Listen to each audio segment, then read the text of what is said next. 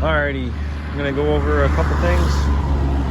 This is a 2017 Mustang 5.0 with the Stage 2 Ford Performance Pack kit. A couple things that I'll go over that'll probably help a lot of people. When I took this sound tube out back there, you do not have to take that bolt off. It has a rubber grommet on it.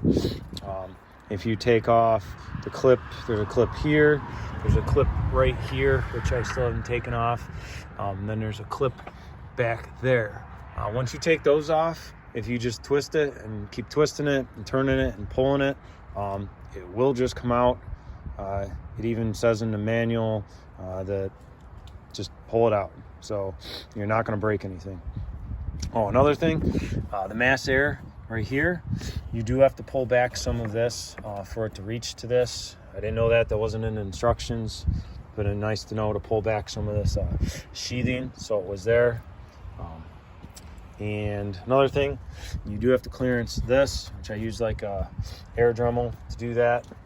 And this is a 17. You do not need to use the T coupler that comes with the kit on a 17.